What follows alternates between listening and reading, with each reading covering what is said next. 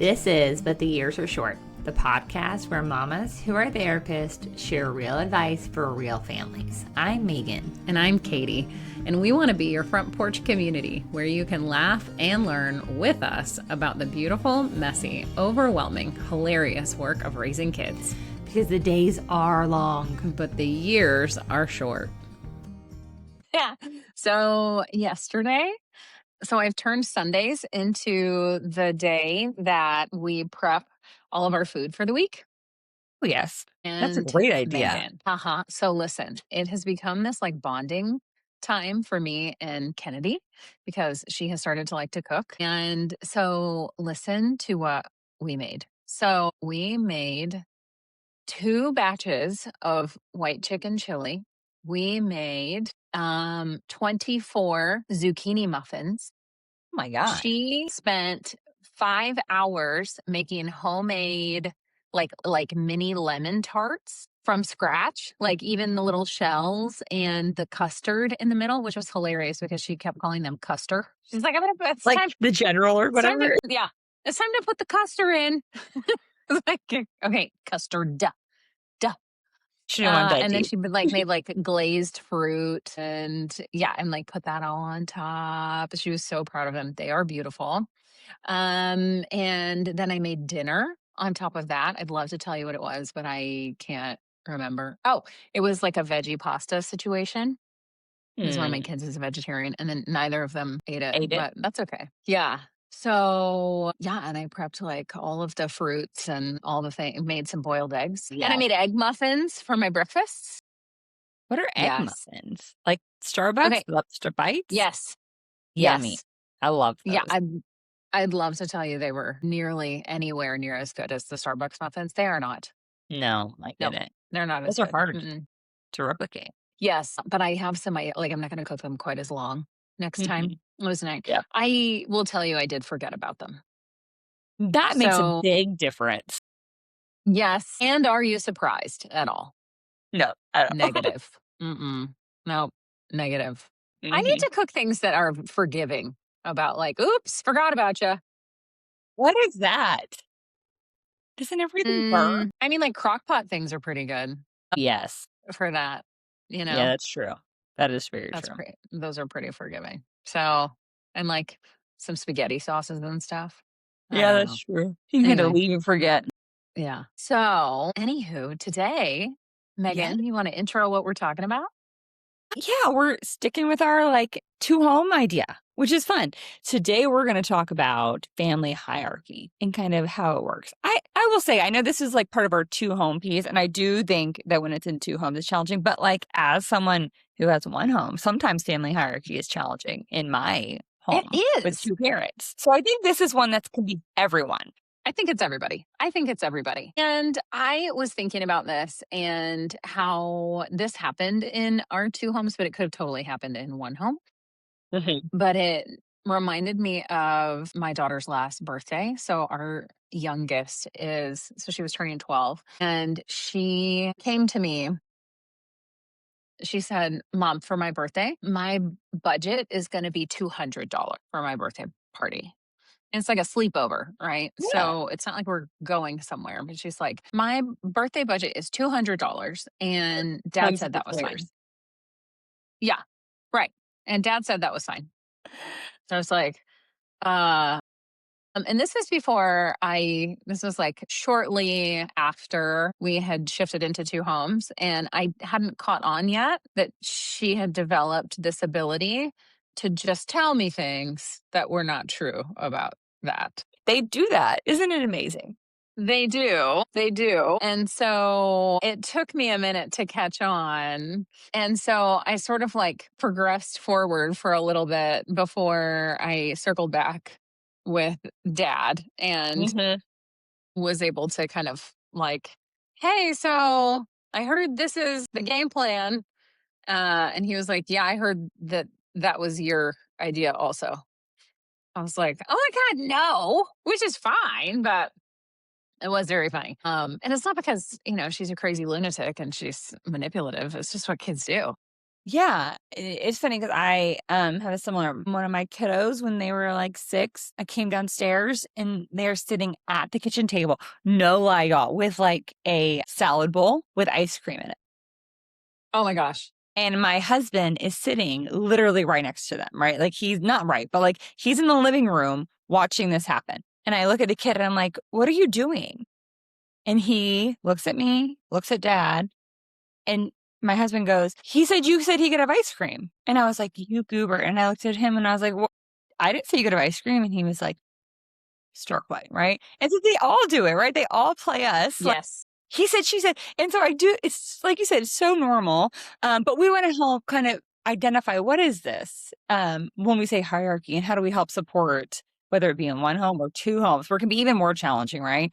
Of the hierarchy. So, like, how do we even define hierarchy, Katie? Yeah. So, okay. So this is right. Like if you were imagining kind of a picture of this, this is like where the parents are at the top level, right? We're decision makers. Yes. And then the kids are a layer below that, right? So Mhm. they are not the decision makers in this structure of the family.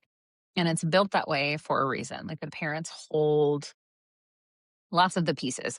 So hold the responsibility for the decision making. Um, I think the thing I would not add, but clarify is like when we're talking about decisions, we're talking about like life and family decisions. We're not talking about like mhm. what do your kids wear or like small things. We're talking about like the bigger pieces that as grown-ups we have to make everyone's world move. Some of the things we're going to talk about, right? So adults carrying the responsibility for like health and safety things and continuing that, whether you're in one house or two, what that looks like, that us holding that leadership feels like safety to our kids. So, because if they are carrying that, it feels like too much. It creates anxiety. Why do you think that is? Think we Attribute well, that we to? know what that is, right? Like kids, we say this all the time, like their brains are not fully developed. They don't have a full understanding of perspective in the world. And so everything is about them. And we don't say that in a mean way. It's just the reality, right? And so if they are worrying about what house do I live in or what are we going to have for dinner, or they feel like that's their job to weigh in into those things and make those decisions, that is just too big of a burden. They want to do that, right? They wanna have, this is where we talk about voice vote, right? They wanna have a voice, and we can respect a voice, but they having the vote is just too big for them. Sometimes as a grown-up, it's too big for me, I don't want it, but that's my job as a Yeah, grown-up, right. right? That's our job. Right. Right. Exactly. Exactly. So kids get to relax when kids are in charge. Like they get to relax into the amount of like brain power they actually have. They Yes. get to be kids, right? Like when adults Mhm. lead, kids get to be kids, which is their job. So, what this actually looks like, right? So we kind of touched on this a second ago, right? So parents make the decisions about the schedule in the home, outside the home, school, and healthcare, right? Like, so we don't ask our kids, do you want to go to the dentist? We don't ask them that. We don't ask them, do you want to go to school today? We don't ask them that. Because our job is to provide them with an education and with healthcare and with Yeah, so I think input is good. We wanna hear our kids' opinions. Having an opinion is important, and I also think, like, so if we're going on a family vacation and we're saying, "Do you wanna go to mm, the beach or the mountains?" Right? Having our kids' opinion about that is helpful, right? So having the conversation of, like, "What about going to the beach sounds awesome. Do you like? What about going to the beach wouldn't be right for us, our family? What about going to the mountains would be great? What about the," you know, so having that is really important. It helps our kids have critical thinking skills. But I think the reality is like they don't get a final say. One, because they may not know the bigger picture of the family system, right? Which mhm, we do as mhm, part of. But two, if it goes sideways, right? If this kid said beach and we said, "Yep, we're going to the beach," you get to decide we're going to the beach, and it goes sideways, which it will for some reason, they're going to take all the responsibility of that. That's the risk, yeah, right? Then they're saying it's my fault that we had the worst family vacation. I chose the family right, vacation. I'm never choosing it again. That's not what we want for our kids, right? We Right. want to hear their opinion, but that vote piece, that decision-making piece is just so big that Too big. we can't give them the responsibility for.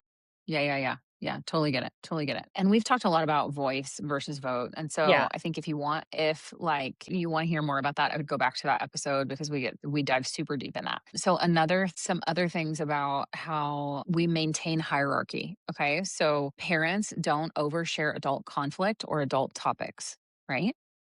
So, for example, it is really super not helpful if we are confiding in our kids about our emotional experiences in our romantic relationships or like in our co parenting relationship, right? So, for example, if you're saying something to your kiddos along the lines of like, I have to work so much because I feel so much pressure because I'm getting no support from your mom or from your dad.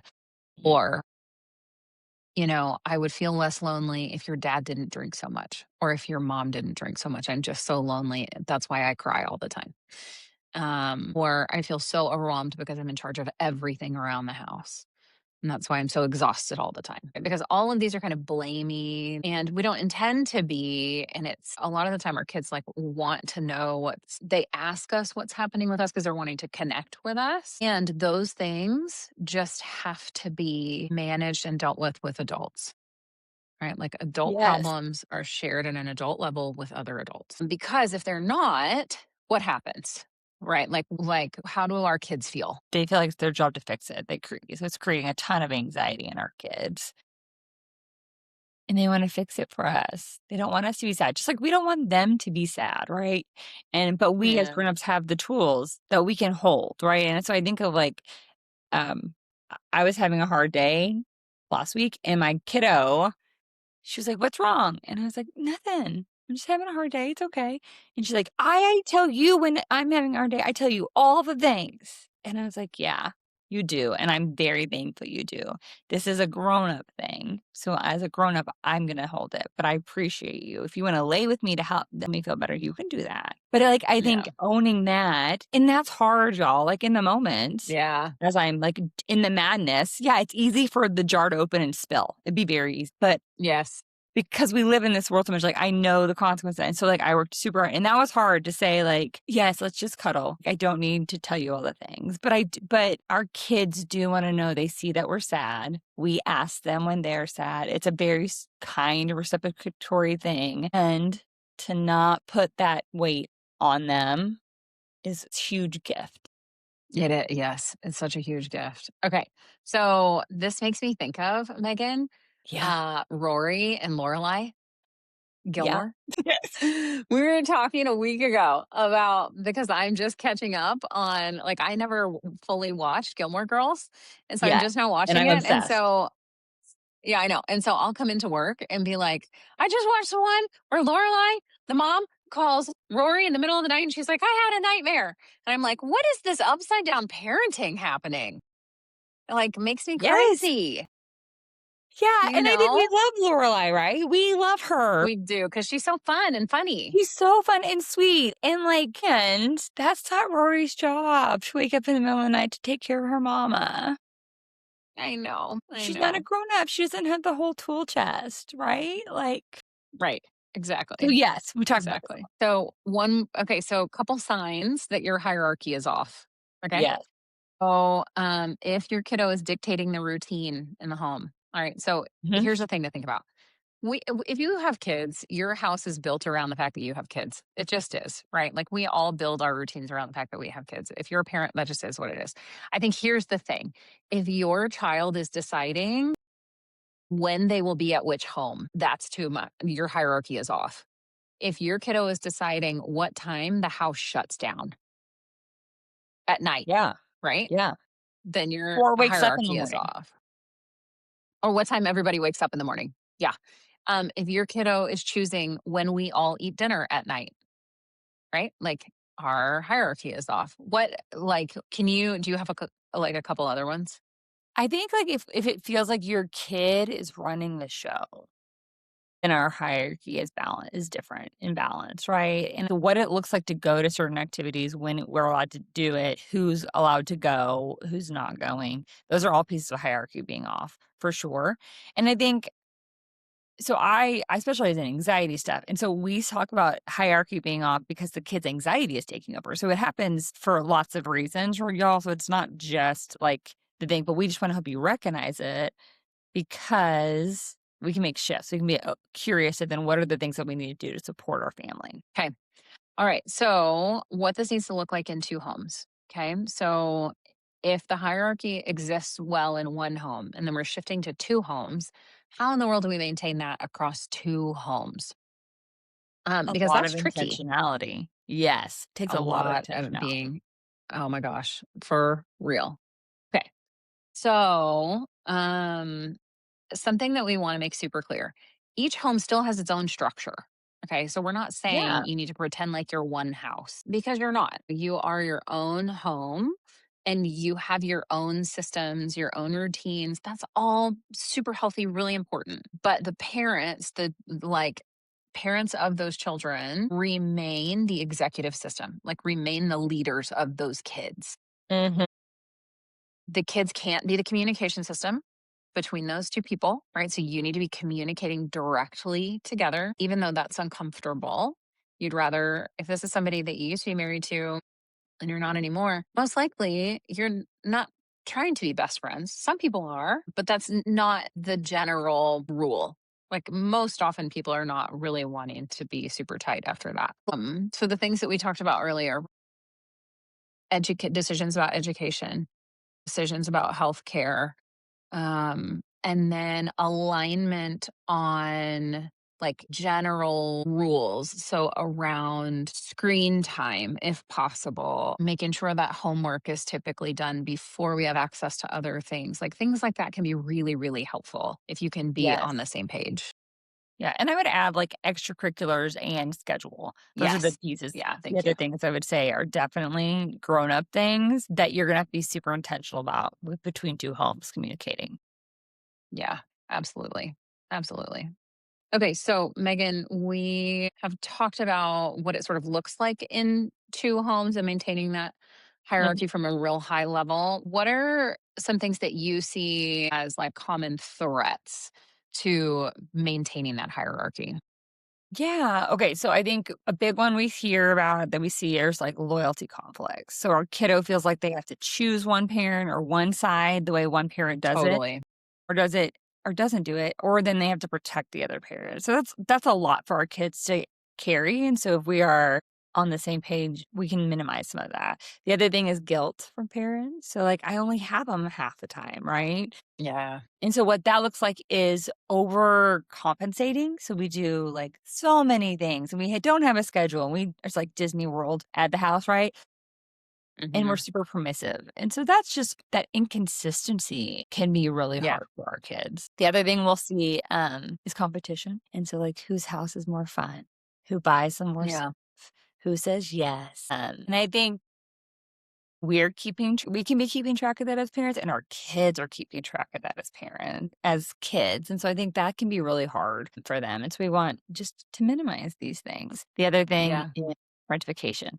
So our kid becomes the parent, they become the emotional one, they give are the one that reassuring their parent that everything's okay. Mhm. See, I feel like, Katie, I see this a lot when we have overexposure or, like, oversharing. What do you think? Yeah. Yeah. Yeah. I agree. I mean, I think that this comes up mostly when you have the parents who are having a hard time containing their emotional experience. Right. I think that's what you mean by overexposure. And so like if mom is obviously showing that she feels sad because dad is dating, right? Like he's Mhm. dating somebody new, or dad is really obviously reacting to the way that mom talks to him. Right, and, like, if they're both really clearly, like, reacting to the other parent, then the kids feel super big, big feelings about having to smooth it over, having to reassure their parents, having to comfort them, having to make sure they're not lonely, and it's like, that is exhausting for your kiddo. Yeah. Yeah. Yes. Yeah, exactly. And so I think the other two that we see are inconsistent consequences, right? So one home is Yeah. rescuing another home or rescuing the kiddo from the other home's limits. And so I think this can look like phones. I often see it with phones, right? We can't have a phone at one house, we get to have a phone at another house. Yeah. A lot of things around technology and social pieces. And the other one is just poor adult to adult communication, which then it makes your kiddo typically the courier, right? They makes them the informant, the reporter. And we don't want to do that for our kids. Why do you think that one is so hard for our kids? Because, some things that often happen are things like, hey, will you text your dad quick and ask him if I can have you one extra night? And then the kid feels like, ugh, dad's not going to like that. He's going to react to me. Yes. And then I have to be the buffer, right? Like your kid is not a mediator. Mediators get paid a lot of money because Yes. that's a heavy, heavy job. That's a hard job. Yes. Um, and they're full grown-ups with full brains. And so we can't put our kids in the middle of that. If you have to do your own logistical work with the other parent. Yeah. Because in putting your kids in the middle of that stuff, it may seem like it's not that big of a deal. And to be honest with you, I catch myself. And this happens a lot when I'm driving, right? So I'm driving, I Mhm. got the girls in the car, and I'll be like, hey, can you text your dad real quick and tell him that? And I'll be like, "Ugh, never mind." And then I like quick have Siri do it. Yeah. Or I'll ask Siri to call him and say, hey, we're on our way and we're gonna, whatever, whatever. But it's tempting because it would be so easy for Convenient. me. Yes. Yeah. It would be easy for me. And there's no intent to like cause problems, but I have to be really, really mindful of the position I'm putting my kids in. So I think the thing we want to take away is from like the more conflict between the adults, the more likely our hierarchy is going to collapse and crumble. And so we just Yes. want us to be like mindful of that so that we can help our kiddos be kids again, for Yes. sure. Yes. Yeah. All right. So Katie, now that we've kind of identified some of the things we talked about, how do we overcome this? What do you think? Yeah. So maintaining that hierarchy, right, is Mhm. about regulate. Okay, honestly, right, we talked about how tempting it is to just kind of move into those places. And so what it is about regulating yourself and remembering what we're shooting for long term. If what we're shooting for long term is kids that feel safe and steady and sturdy in both homes all the time, period. Like internally, they feel safe and sturdy, Mm. regardless of where they are, then this is about regulating yourself so that you can manage yourself well and hold to kind of your core principles, which are like, I'm going to manage my emotions. I'm not putting them on my kids. I'm going to respect this like structure that we've put in place. I'm going to respect the culture in their home. We use neutral language, right? Like, even if I don't love the way that they do things over there. So maybe you cook different food than the other home. Maybe you have a different bedtime. Maybe you fold your laundry differently and you have big feelings about taking care of your home differently, whatever the things are, right? And these things like create big feelings for you. Maybe you manage your dating life differently, whatever they are. Mhm. And those are going to create big feelings for you. They just are, most likely. And if you don't have a way to process that separately, it is going to come out at your kids or in front of your kids. Mhm. And so you have to come up with your own boundaries for these are the things that I share with friends. These are the things I talk about with my therapist. These are the things that I do with my community. And the things I say to my kids are either absolutely nothing about their other home, or if they're talking about their other home and they're talking about a thing that makes me cringe, I need to have a go to script, like a thing that I say, Yes. you know? Yeah. Um, And some of those that can be helpful are things like, so I love yours, right? That you give to people or that you say to your kids, right? Like, so yours that you've given us a couple times is different Different strokes for strokes, different folks. folks. Yep. Mhm. Yeah. I say often different people do things differently. or And I no, will say, like, families. Go if you ahead. hear us, we're saying these sing-songy, and for me, I intentionally say it's sing-songy because then if I am so annoyed, it's harder to Yes. right? Like, Yes. there are times where I'm so annoyed and I don't want it to come out, well, different strokes for different folks. Like, my kid's gonna Yes. know that, right? So it's like Yes. you'll notice if we're saying these sing-songy, whether we Yes. recognize it or not, but intentionally. Yes. No, I'm really glad that you said that because it makes us sound less dumb. Yeah, yeah, it's Because intentional. it might sound like we're talking to preschoolers and our kids are teenagers. Yes. I do say it that way sometimes, right? And it's probably because I am irritated. But I Yes. will I and it's because sometimes I think some of their friends' families are crazy banana town, right? Mhm. Like you're doing Yep. what with your kids? But I Yeah. am not going to say that to my children No. because No. I'm going to respect other households.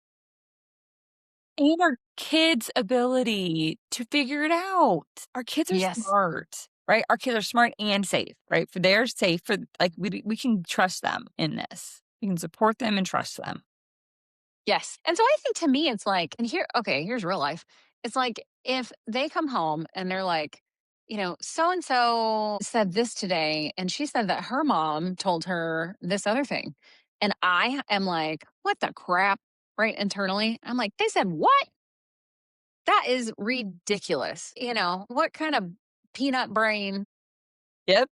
that's what happens internally for me, right? Things that make no sense in the world of like, it's not empathic or it's not open minded or it's unkind, Mhm. right? Like really, really mean things have been shared from a parent to a child and then repeated. And so then these are like, that is the first thought that passes through my mind is like, what in the world? Or truly, it's like, what the hell?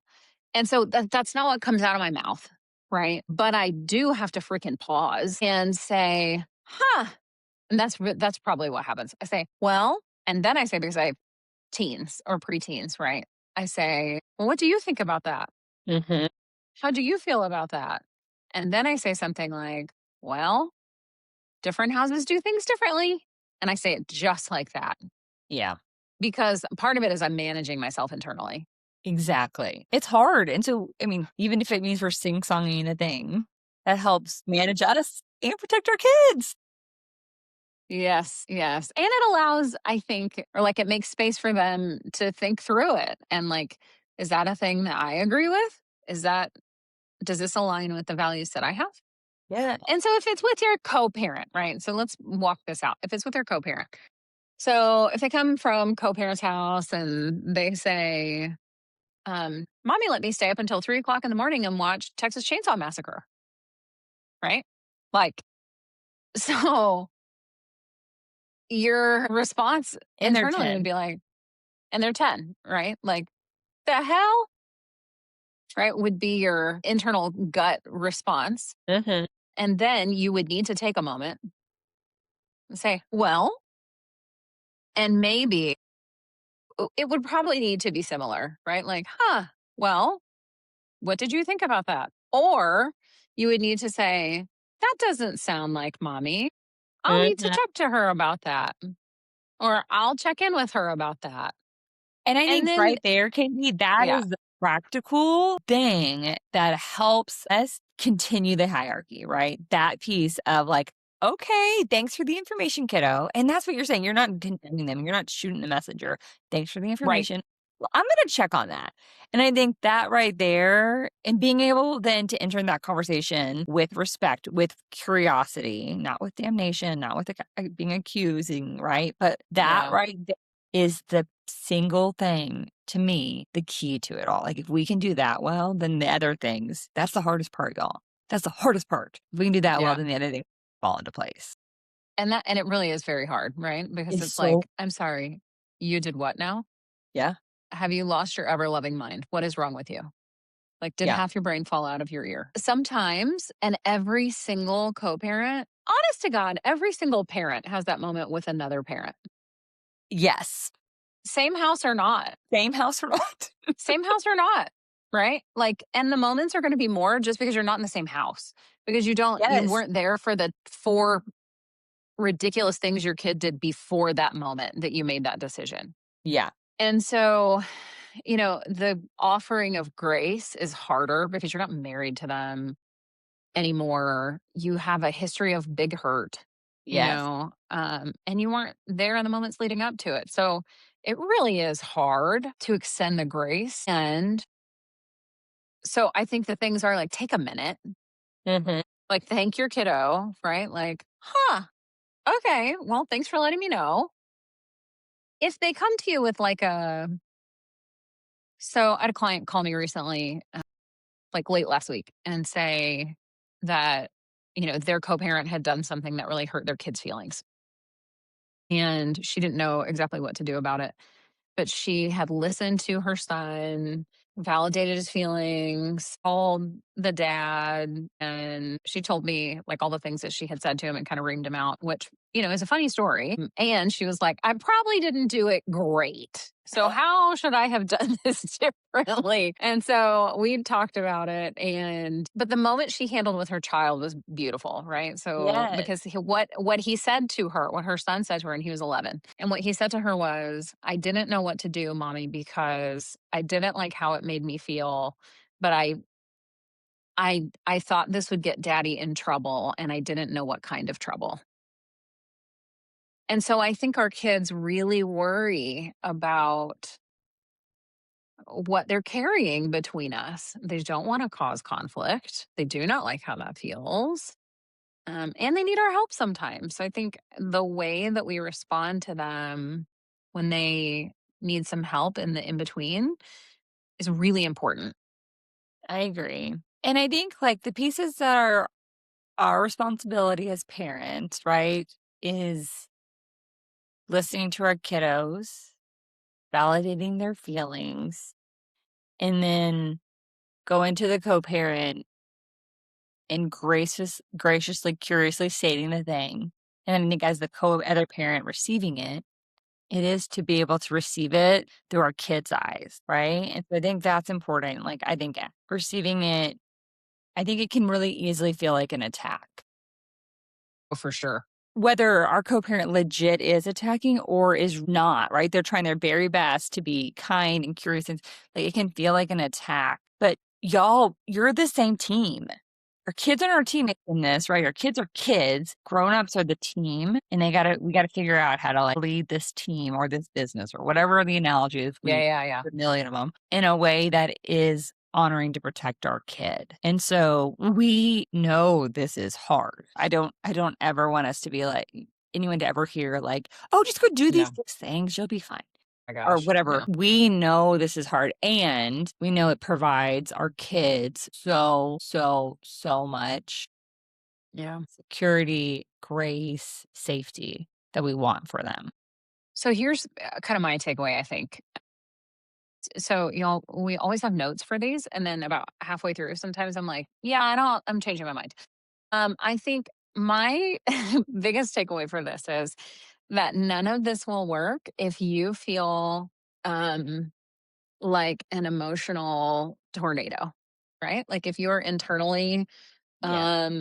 on fire after something has happened, that is not the time to make any decisions about what to share with your kid, what to share with your co-parent, making decisions about routine, making this just not the time to make any decisions at all. It's literally like trying to make a big decision while a smoke alarm is going, like a fire alarm's going off.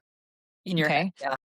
Yes, in your head. And so in that moment, when you are super flooded because you're really angry or really upset or very hurt, all that you need to do is settle your body down. Do whatever you need to do to settle your body down, come Mhm. back online, and then approach, okay, how do I want to handle this in order to maintain this hierarchy, make my kiddo feel safe, seen and heard, Yeah. and do this well. And then I think we're really going to have a much better chance of doing it really well. Yeah. Yeah. I agree. So I would, We're gonna leave some resources in the show notes of just how to help just set things around communication. So we'll release a couple apps as well as one of my favorite books. And yeah. then so that you guys have some resources too, because this is hard. Yeah. So apps that we'll put in, I think was kind of off the top of our head. I wanted OFW. Wolf. Yeah. So Our Family Wizard Hmm. app close is pretty good. So we'll put that one in there too. And then I really like Bill Eddy's Biff communication. So I was going to put in too. Hmm. well, great minds. Yes. So we'll put all three of those in there. And here's what I would say. If you are parenting in two homes, this is super not easy. Hmm. It requires more maturity, more regulation, and more intention. But when you protect the hierarchy, you're protecting your child's nervous system and, frankly, their future. Yeah. Share this with somebody you know who's co parenting, save it for later, and then reach out if you need help navigating two home dynamics. We both specialize in this. So, thanks, and we'll see you next time. Our music is by Stephen Bedall. If you're loving these conversations, we'd be so grateful if you followed the podcast, left a review, or shared this episode with a friend. That's how we grow this little front porch community. And remember, the days are long, But the years are short. While we often talk about mental health, this should not be used as a substitute for mental health treatment. If you or your child are struggling, please reach out to a local provider.